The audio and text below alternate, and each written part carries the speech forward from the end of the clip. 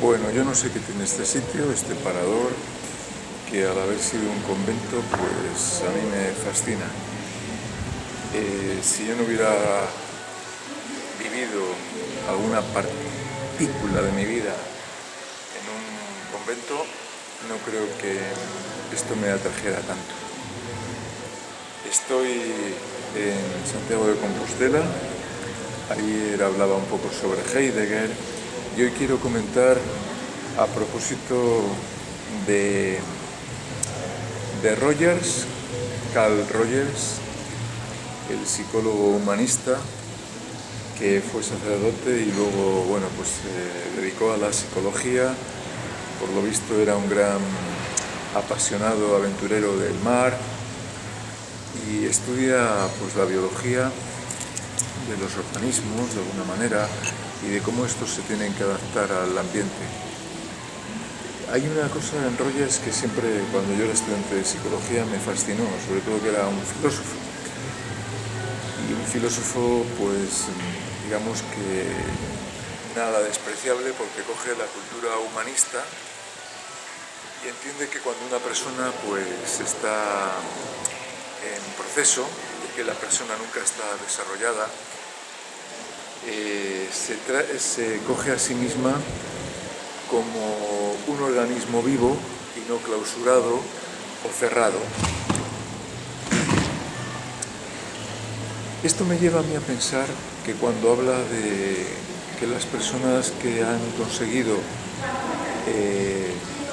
desarrollarse más tienen una serie de características que a veces a mí se me antojan casi idealistas.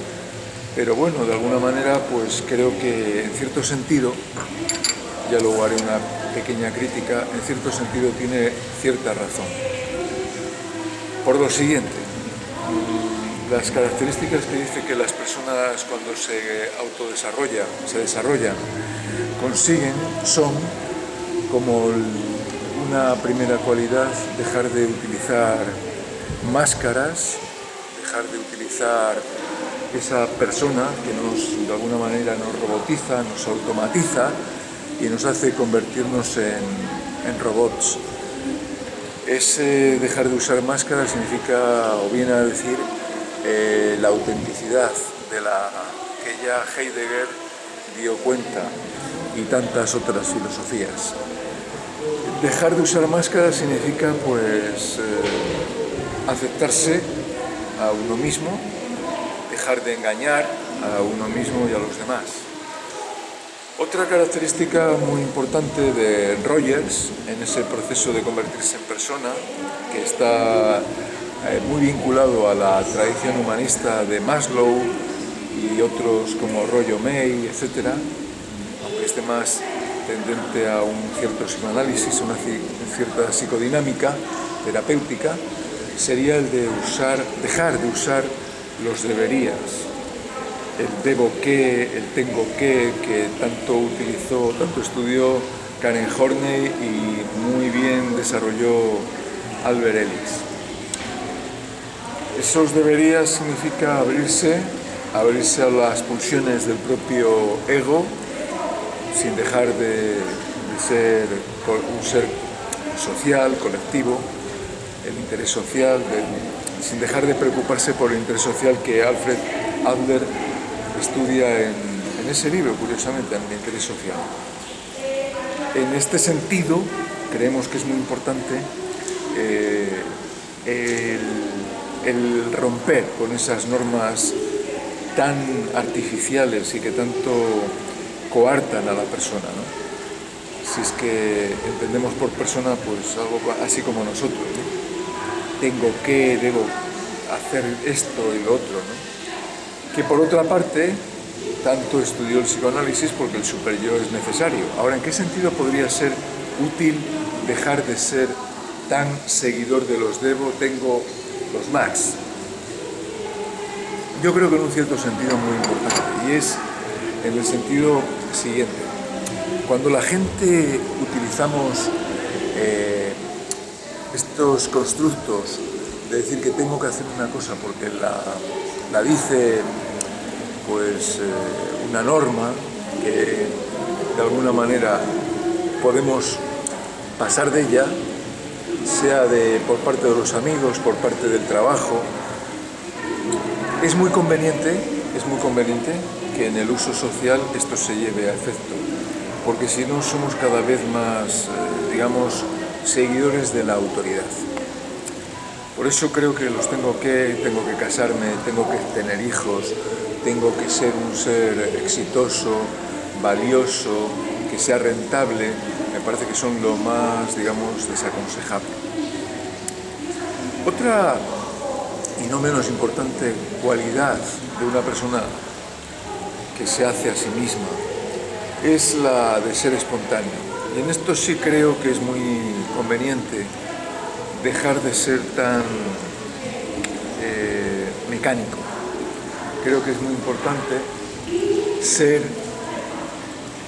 espontáneo, toda vez que cuando alguien quiere ser espontáneo a la fuerza es imposible que lo sea, por la intención paradójica de que no se puede alguien obligar a ser espontáneo, porque sería un cambio que desde la teoría de sistemas es un cambio imposible. Es lo que estudia la terapia sistémica, o también pues Víctor Frank, ¿no?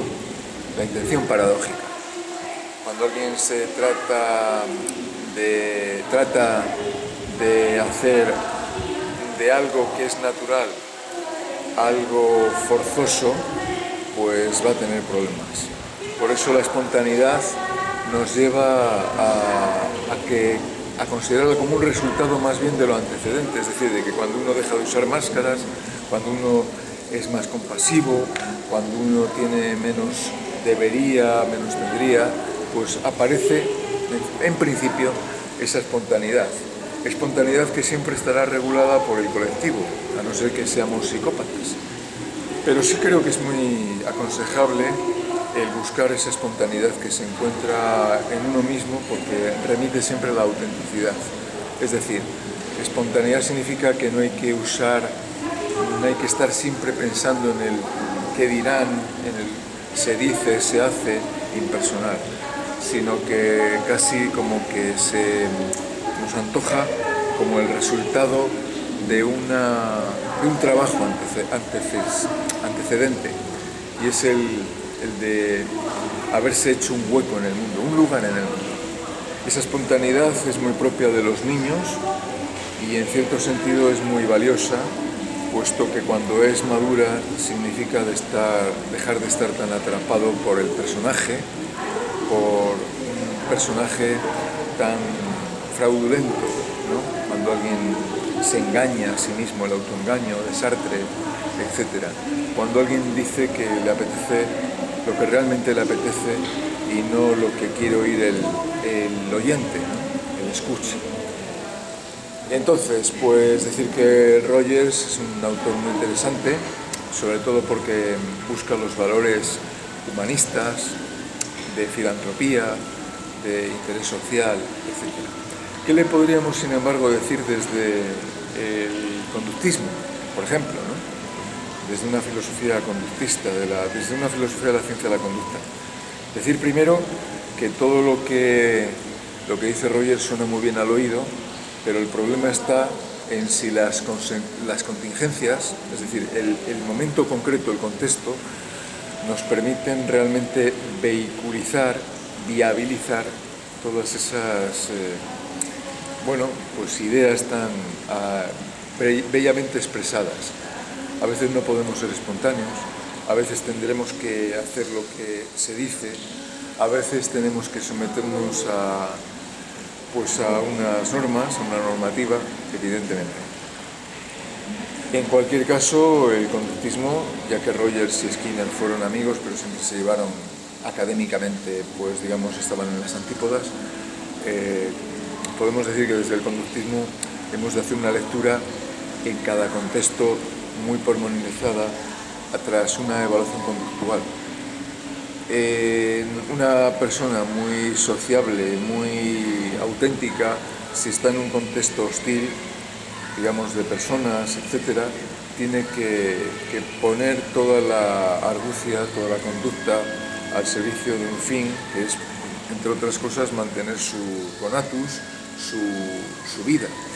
Y entonces es muy difícil ser a veces pues completamente, pues, digamos, auténtico, en el sentido de que no somos imbéciles y no somos idiotas y no podemos dejarnos fiar por cualquier mandato así de un humanismo radical.